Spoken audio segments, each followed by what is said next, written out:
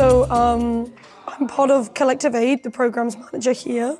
Collective Aid arrived on Greece about 2 years ago, and we took over the clothing and the hygiene-free shop here in Parea. And the concept of Parea is that it's a community of NGOs supporting the refugees, asylum seekers, people on the move here in Lesbos. So it's a collection of many different NGOs, all offering different services. So, for example, MSF is here, they offer their medical services. Betreibt is here, that offers psychosocial services. People come to visit Parea, they come from the Mavrioni refugee camp, which is just down below. You've got Parea here, and then it just sits below here. It's like a 20-minute walk, but also Europe Cares offers transportation. Ideally, you could spend your whole day here. If you have children, you can drop them off at the nest. They can be looked after. And then you can also come here and use the services of Collective Aid. Men can come to use the hygiene shop, only single men.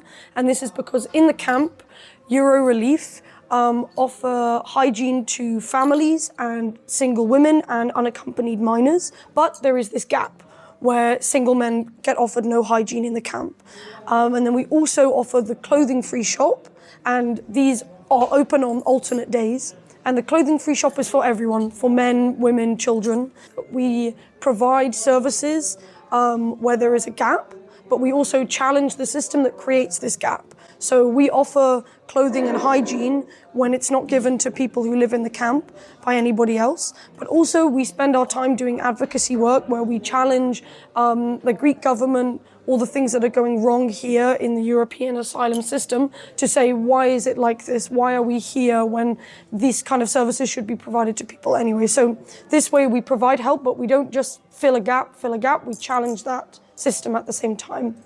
So that's sort of a general summary of Collective Aid, Parea, and of course Caravan for Humanity is here now to provide us with stock, very much needed stock. There are so many men in the camp and so little stock, so it's really great to have organizations like Caravan for Humanity bring things that we really need and listen to the things that we need, not just bring anything. You know what we need, we've told you, and then you bring it to us.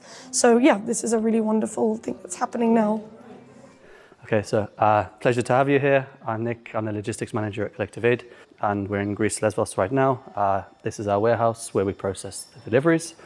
So when the deliveries come, the shipments arrive, the higher the level of processing is the quicker turnaround to get it into the shop. Therefore, customers can access the product straight away. So when I say that, if it's not processed, we have to organize in the warehouse into items. So that'll be through gender, into the male, female, children, accessories, etc. And then we break it down to the sizes. So as you can imagine, if you have thousands and thousands of items, it takes hours and hours to do. So the better they're organized before it arrives, it saves us hours and hours of time. And again, thank you to you guys, because I know you guys have spent hours and weeks organizing for the donations. And unfortunately, it's just the nature of donations. There's always more women's and children's clothes donated than there are men's. So yeah, it's just to make the point that there's always a need, and a big thank you to everyone that supports us.